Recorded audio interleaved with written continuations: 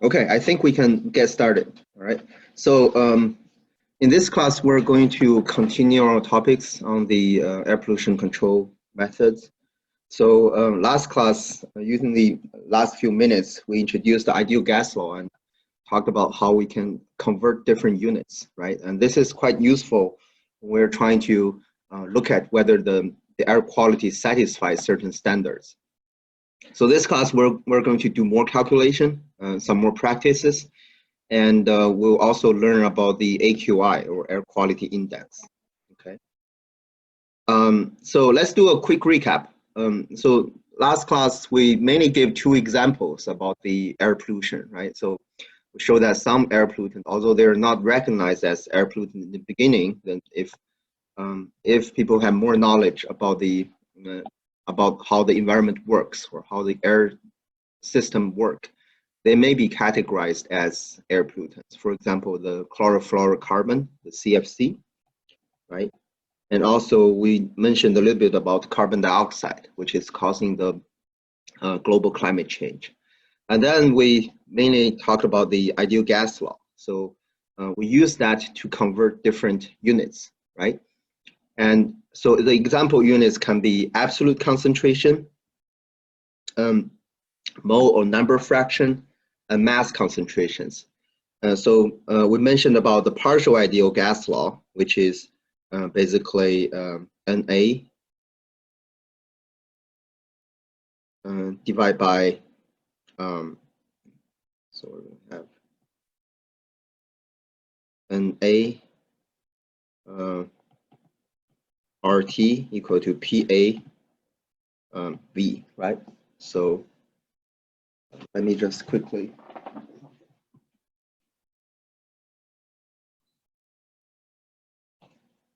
All right.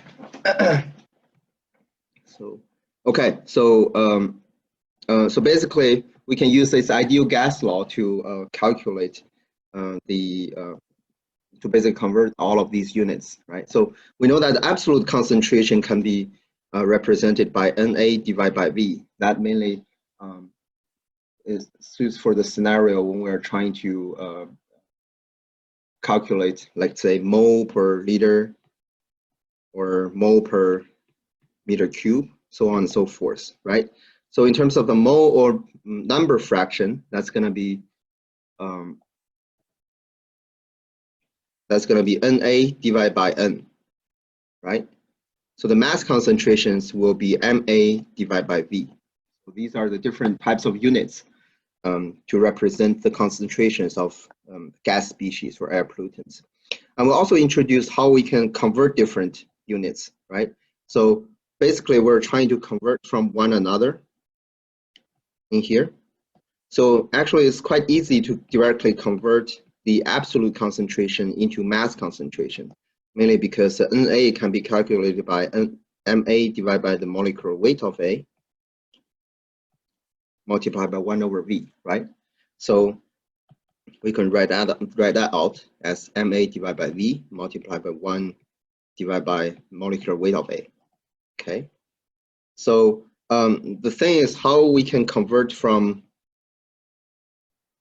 or between these two. So if we write out the, let's say, write out this absolute concentration again. So we know that the ideal gas law works as PV equal to nRT, right? So we can have V equal to nRT divided by P. So we can plug in this volume term into here. And you can find out that this actually works as Na divided by N multiplied by RT divided by P, okay? So now we converted this absolute concentration into the mole fraction, okay? And since we know the relationship between, so basically we know the relationship between the mass concentration and the absolute concentration, we can also further do a step to convert this into the mass concentration, right? So that is done by, if we write it out as Na divided by N multiplied by P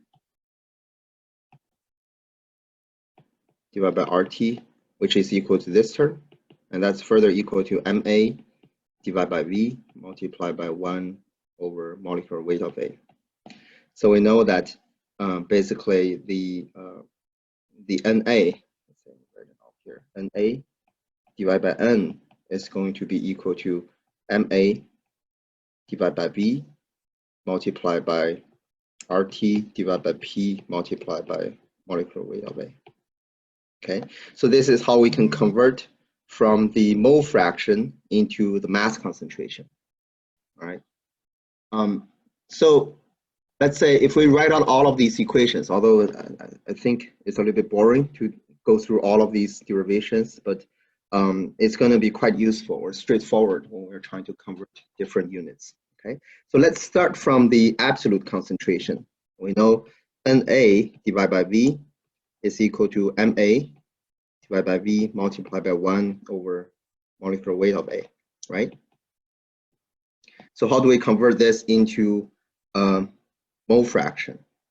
So basically, we also have it here, right? NA divided by V is equal to this term. So NA divided by N multiplied by P over RT.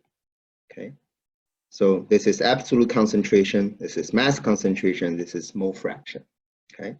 And similarly, we can write it out as MA divided by V is going to be equal to NA divided by V multiplied by molecular weight of A, and this is also equal to NA divided by N, P multiplied by molecular weight of A divided by RT.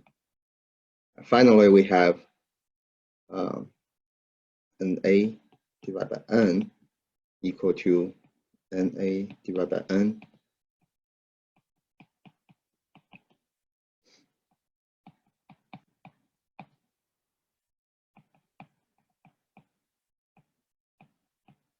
Okay, it seems a lot of equations here, but the main one, basically, if we know how to convert from one another, from one set of equations, we should be able to derive the rest of them, right?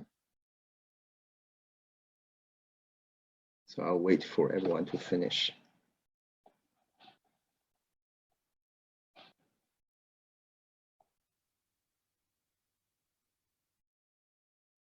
Good. So let's try to apply this. All right. So here's an example. So let's try to convert 1100 milligram per meter cube of carbon dioxide into the units of ppm. So what does that mean?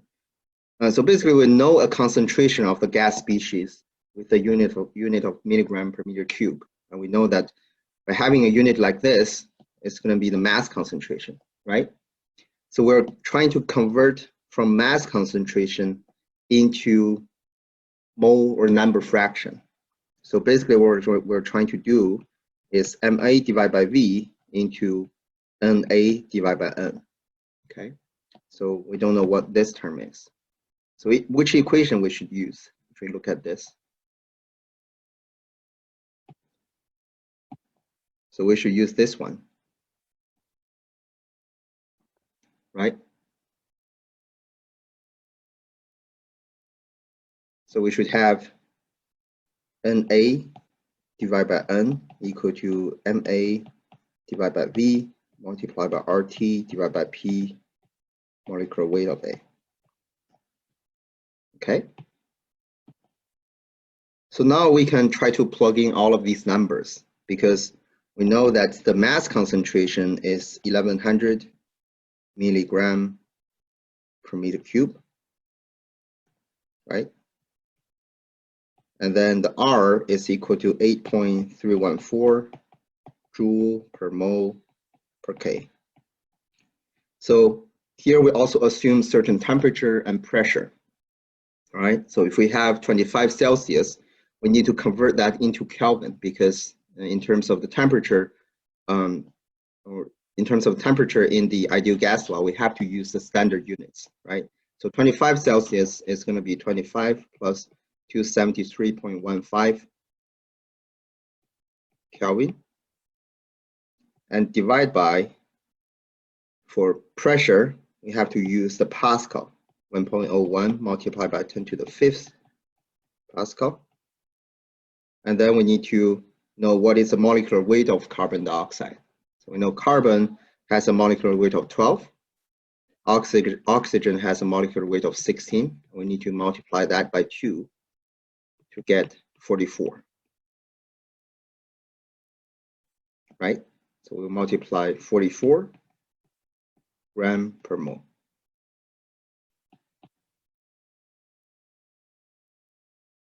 All right. So now what we need to do is check the units, because we cannot multiply everything together, because we know that for ideal gas law, they have to use the standard the standard units. Okay. So we know that for the mass concentration here, we're talking about the milligrams, and also here for the molecular weight, we're using grams. So we need to first convert all of them into standard units.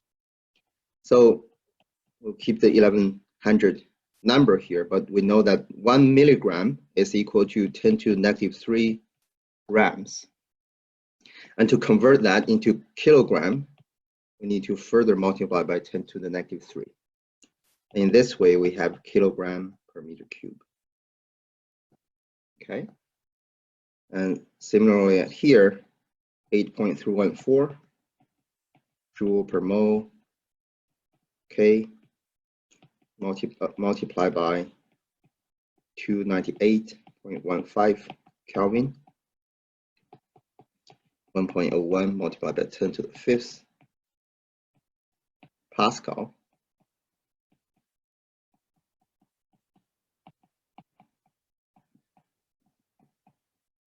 So we also converted this gram into kilogram here.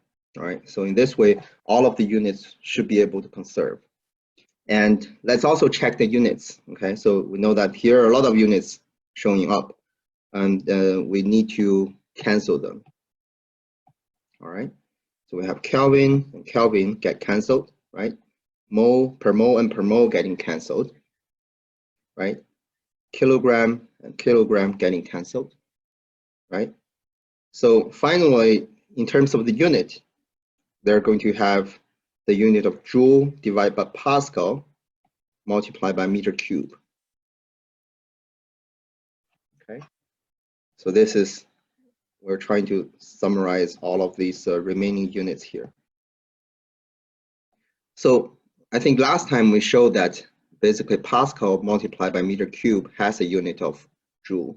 This is mainly because for Pascal, that's Newton divided by meter square, right?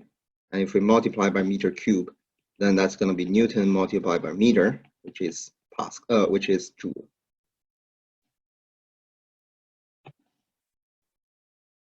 Okay, so everything should cancel in terms of the units. And this is also the reason why we were getting mole fractions, because fractions, they shouldn't have any unit. They should just have a unit of 1, because it's number divided by number. It shouldn't remain any units here. Okay. So now we can just multiply all of these numbers together. So it's 1100 multiplied by 10 to the negative 6, multiplied by 8.314, 298.15, divided by 1.01, multiplied by 10 to the 5th. Okay. So this is the equation we're going to deal with. So if you have a calculator with you, you can start to type in. But here, I'll just use the Google browser. Okay. We have 1100. So I actually typed in this equation last night. So just trying to make sure that we were using the right equation here. So 1100 multiplied by 10 to the negative 6, 8.314. 298.15 divided by the pressure and also divide by the molecular weight. So you guys can see this equation here, right? In the browser. Yes? Okay. So this is what we get. 0.0006135. 6136. Okay. So this is a mole fraction. And now to make sure that you guys know what the ppm or PPT means, let's do a quick poll.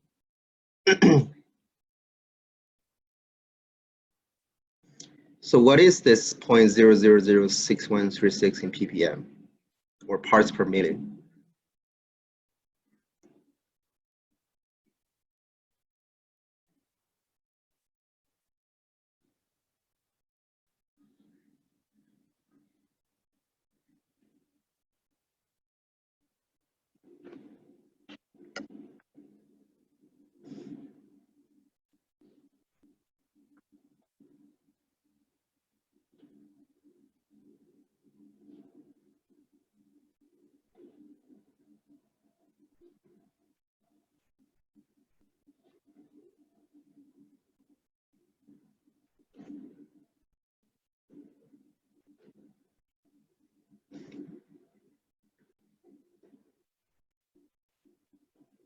Okay, we have 5 seconds.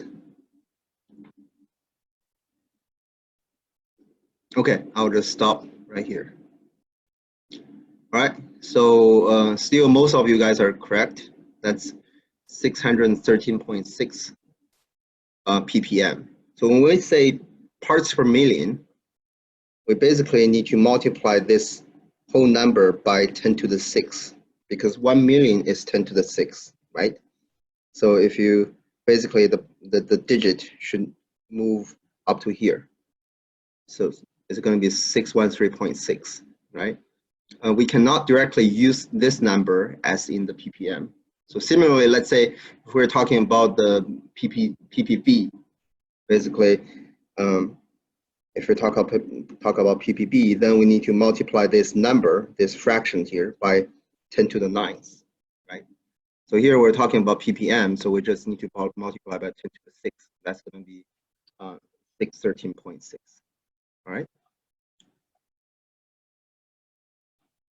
Okay, so this is a quick example here. And now let's practice more. So basically get familiarized with this equation here, right? So here I'm showing this table again. This is basically the air quality standard for different criteria air pollutants, right? And so this problem, let's first try to convert the 8-hour AAQS for ozone into microgram per meter cube. Okay, so if you check this table here, for ozone, we have the 8-hour average, right? So it has a regulated level of 0.075.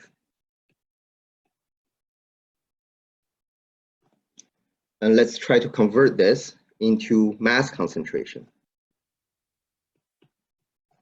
Okay. So if you go back to the equation, which equation should we use?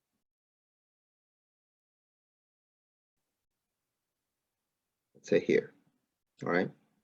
So we have the mole fraction, but we're trying to solve for mass concentration. We should use this one. Right? Trying to solve for this mass concentration here.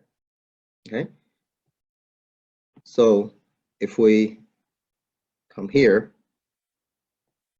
then we know mass fraction should be equal to Na divided by N multiplied by P molecular weight of A divided by RT. Okay. So in this case, we just need to plug in all the numbers. So we know that the mole fraction here is 0.075 ppm. So we need to multiply this mole fraction by 10 to the negative 6 first, right?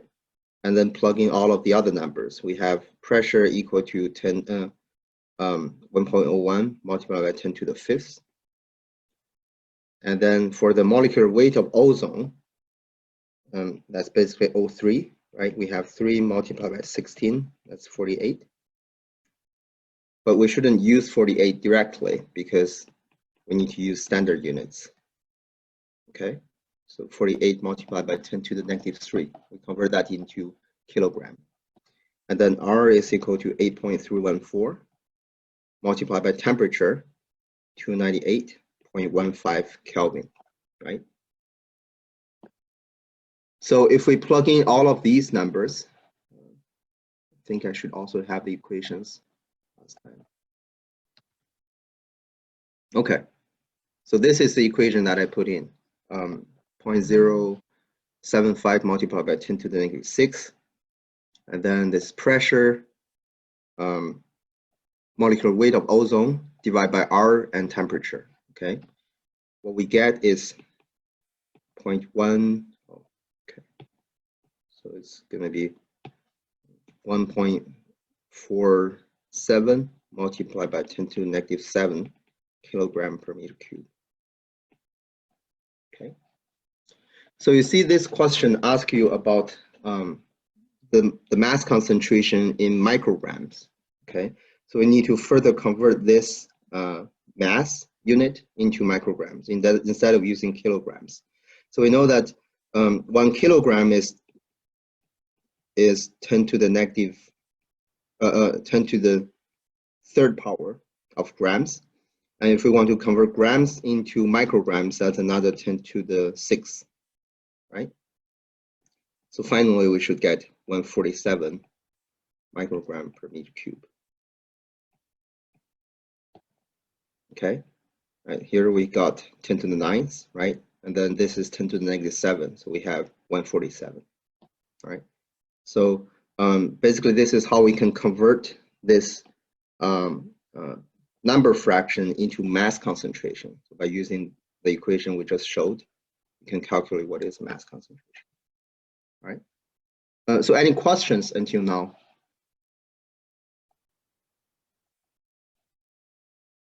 I mean, if not, we'll just continue. All right, so if we look at the problem B, so what is the 24-hour AAQS for sulfur dioxide expressed in microgram per meter cube? Then if we look at the sulfur dioxide and also look at the 24-hour average, that's going to be 0.14 ppm, right? We need to convert this ppm into mass concentration again. So we should use a similar equation, except that the number we plug in will be different, right? So again, we should have MA divided by V equal to NA divided by N, P molecular weight of A divided by RT, right? So the number fraction here, instead of using this number, we're going to use 0.14 multiplied by 10 to the negative 6, and then it's the same. So the molecular weight of sulfur dioxide, that's 32 plus 16 multiplied by 2, which is 64 gram per mole, right? So we have 64 multiplied by 10 to the negative 3 divided by 8.314 and 298.15. Okay, so based on this equation, we can calculate out what is the mass concentration. If you have time to do the calculation, that's going to be 365 microgram per meter cube. Okay. So this is how we can use these equations to convert the units. Okay, so if we look at the third question, this is actually a quite interesting one. All right. So assume that there is an air sample at 25 Celsius and contains the sulfur dioxide gas at a concentration that's equal to AAQS. Okay, so let's assume that we have a gas mixture. Let's say we got a bag of air, right? And then that's collected at 25 Celsius. And there are some, of course, there are nitrogen, oxygen, but there are some sulfur dioxide. And the sulfur dioxide concentration is equal to the AAQS at this temperature, which is 0.14 ppm. So now we decide to heat it up. So we decide to raise its temperature to 150 Celsius. So what we know is that if it absorbs heat, so basically if the temperature raises, then the volume will also expand, right? Let's say this is a new volume. Right. Originally we have a small volume, but since we heat it up, Now it has a larger volume. So it asks about what is the sulfur dioxide concentration in ppm and in microgram per meter cube. Okay, so basically it wants us to solve for the concentration in both the number fraction and mass concentration. So one thing we know is that, let's say for the gas mixture in the beginning, we know that there are a certain number of nitrogen, oxygen inside, but also the number of the sulfur dioxide is also fixed inside, right? So if we decide to heat it up, so the actual number of these gas molecules will not change, right? It's just that their distance becomes longer, right? So instead of very crowded here, their distance will become farther. So if that's the case, how will the mole fraction change? Okay, is it gonna increase, decrease, or unchanged? So we'll do another pool.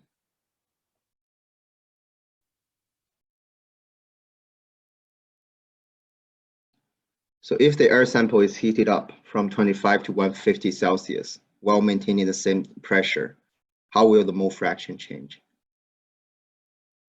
If we consider that basically it's just the air getting more diluted.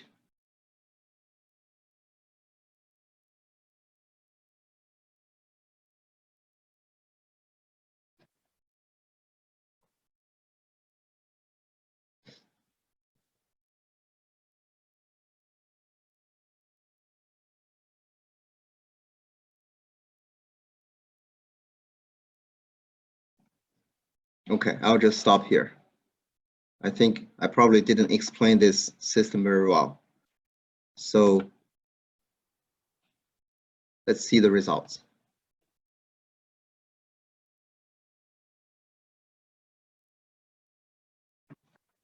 It should be the same, unchanged, okay?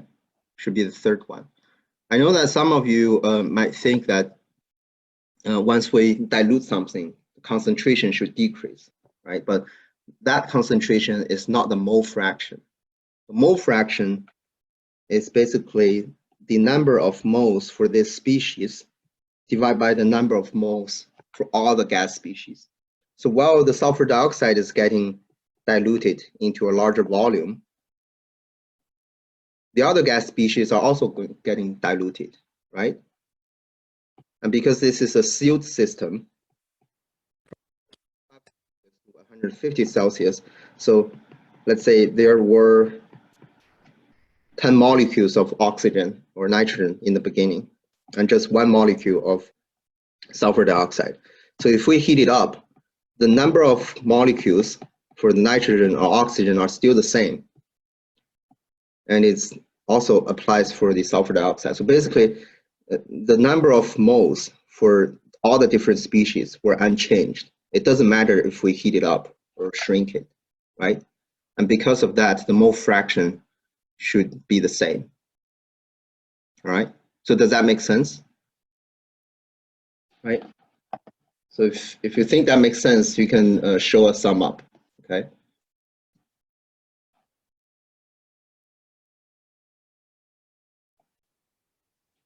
All right.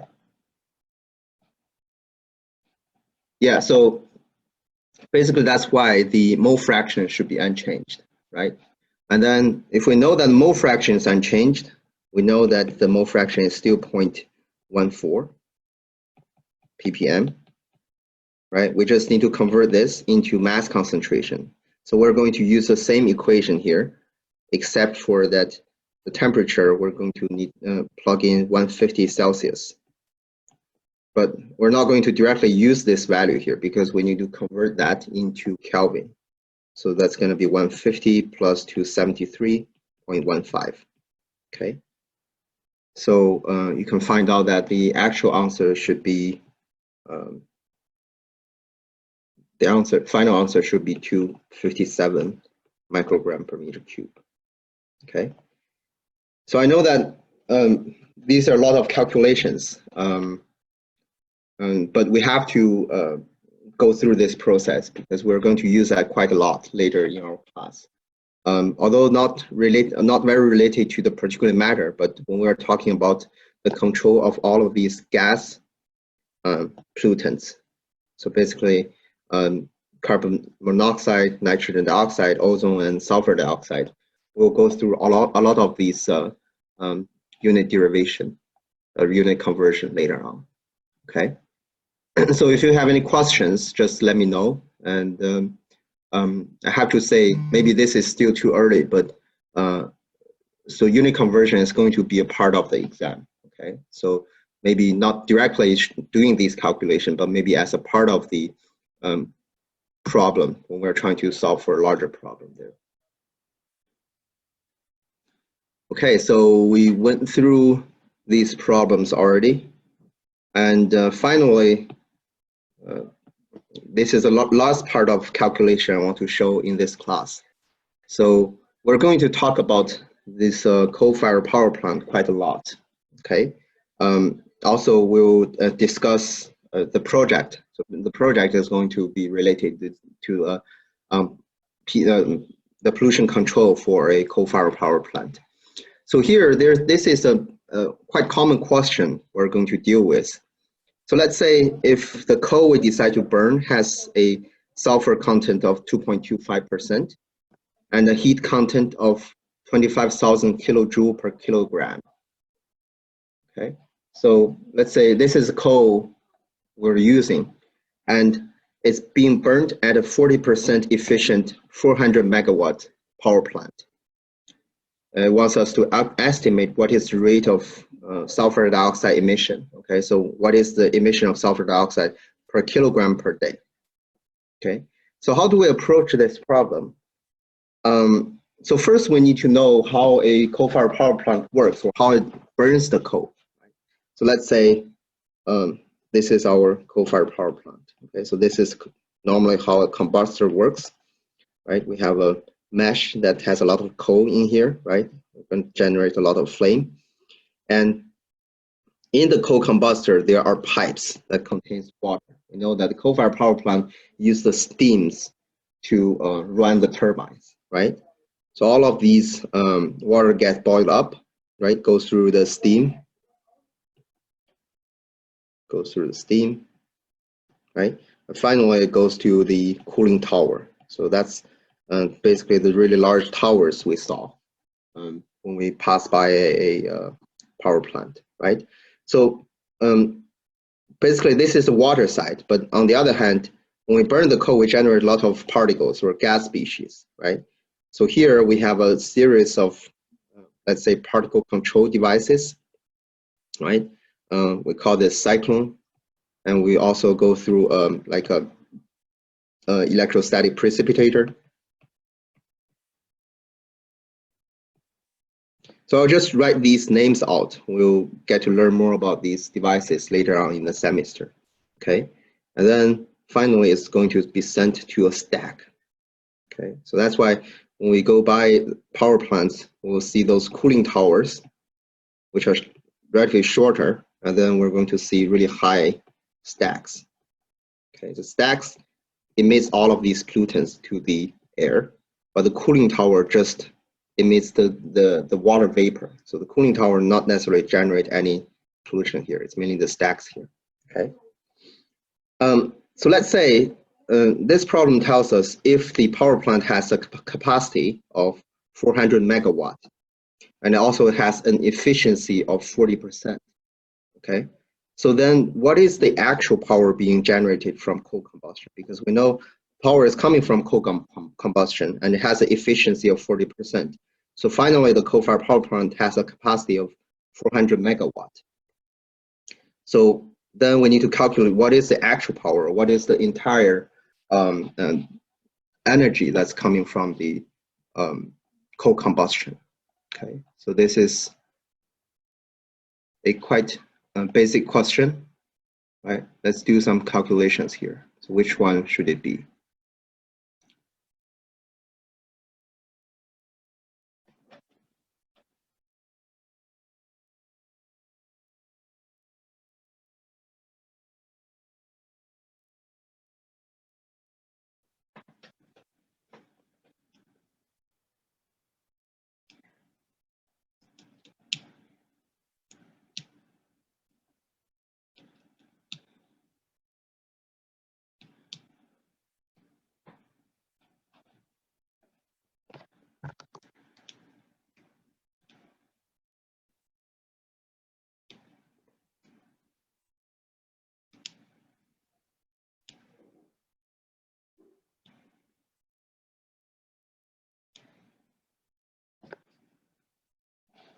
Okay, we'll stop here. So unfortunately, this time the answer is in the hands of fewer people. So it should be 1,000 megawatt. Okay. The rationale is we need to divide 400 megawatt by 40%.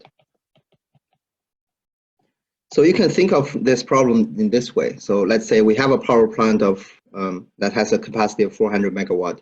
So this is what the power plant tells to the public. Okay. So this is this amount of electricity I'm generating or providing to the community. So 400 megawatt means what? So it means megajoules per second, right? Watt is joule per second.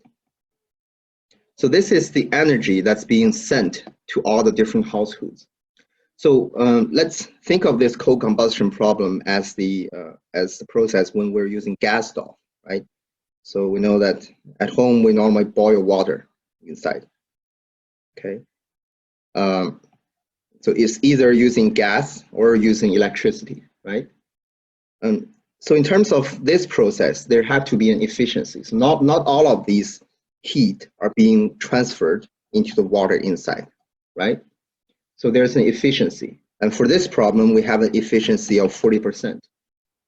So if we try to know what is the actual power being generated, or what is the what is the actual power being generated from coal combustion, or what is the heat being generated from coal combustion, or from this heating process, we need to use this energy divided by 40%. So this is going to be the actual power that's being used, right? And because there's an efficiency, we can just generate a certain fraction of them, which is 400 megawatt. So does that make sense?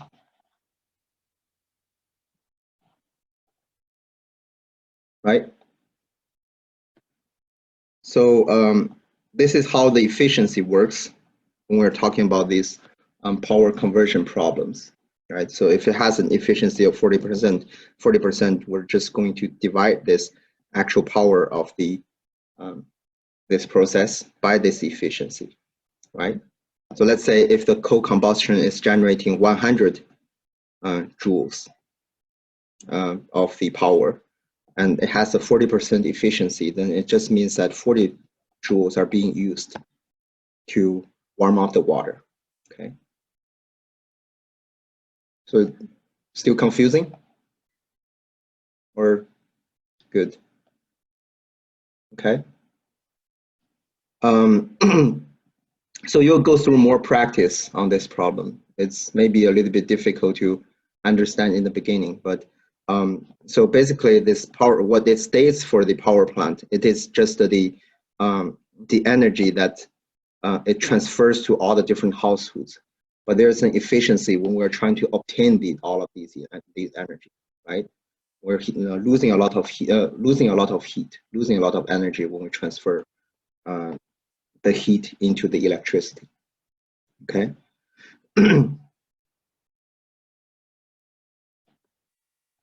All right. So for this problem, we're also learning a term which is the capacity of a power plant. So this one we're actually dealing with a smaller power plant here. So if you're interested, you can also go through this link to look at what are the actual capacities for typical power plants in the US. So here I'm just listing out the top 6 power plants that we have in the United States. Okay, so the first one actually it has a capacity of more than 6,000 megawatts. Okay, so it'll be around, let's say, 15 of these coal-fired power plants.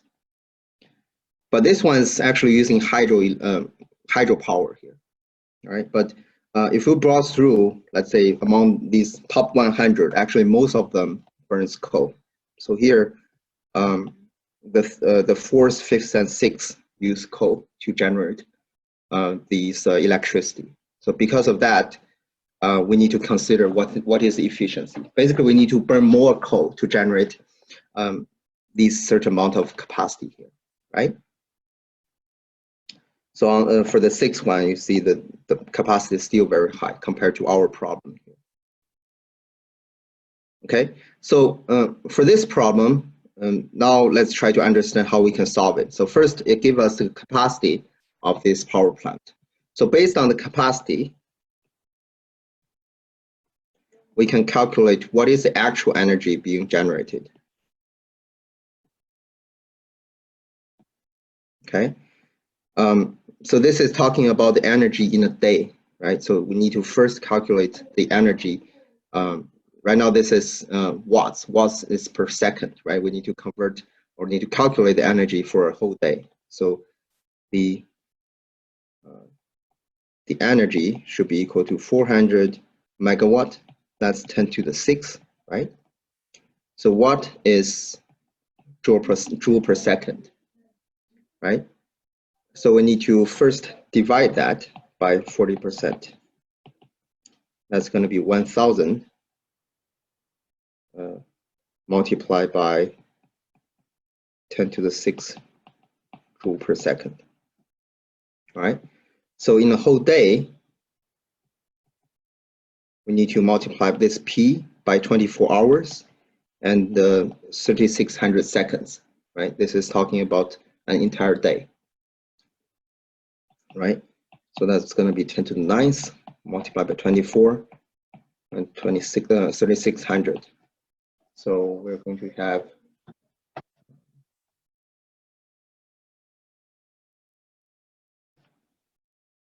so we're going to have 8.64 multiplied by 10 to the 13 joules. Okay, so this is the amount of energy that's coming from the coal combustion during a whole day, right? So this problem also gives us the heat content of the coal. So basically, it is the energy that can be generated from 1 kilogram of the coal combustion, right? So per kilogram, we can generate this amount of energy. It looks pretty large, but if you consider the energy we need for a whole day, right, we can calculate what is the mass of the coal we need for a whole day, right? So that's going to be Q divided by this Q. Let's say this is Q coal, right? QC. So it's going to be 8.64 multiplied by 10 to the 13 divided by 25,000, right? So here, one thing we need to notice is that here we're using joules and here we're using kilojoules per kilogram. So again, we need to make sure that all of these units will conserve, right? So if we convert this into kilojoules, then here it should be 10 to the 10th, okay? So we can find out that this is actually 3.46 multiplied by 10 to the 6 kilogram. Okay, so this is a large amount of mass, right? So it's basically more than 3,000 tons for a whole day. You see, this is this amount of coal that we have to consume, even to run this small power plant, right? If you consider the power plant for this one, then you can imagine what is the amount of coal we're burning every day, okay? So here, this is not the end yet. It wants us to calculate what is the emission rate of sulfur dioxide per day, okay? So if we know the mass of the coal being burned per day, and we also know what is the mass fraction of sulfur in the coal, we can calculate the mass of sulfur that we're generating from outside, from these coal, right? So that's going to be basically the mass of all of the coal, right, multiplied by 2.25%, which is going to be 760 kilogram. Okay, so this is more than 77.8 tons of sulfur every day, right? And finally, wants us to solve for the sulfur dioxide, because right now we just calculate the sulfur mass. So the sulfur dioxide is going to be the mass of sulfur divided by the molecular weight of sulfur multiplied by the molecular weight of sulfur dioxide, which is basically, if we know the sulfur dioxide, that's 64, right? Sulfur is 32. We just need to multiply this value by 2. Right? That's 1.56 multiplied by 10 to the 5th kilogram. Okay. If you consider basically what is the amount of sulfur dioxide per day, this is a huge amount, right? We were mentioning that sulfur dioxide is a criteria air pollutant.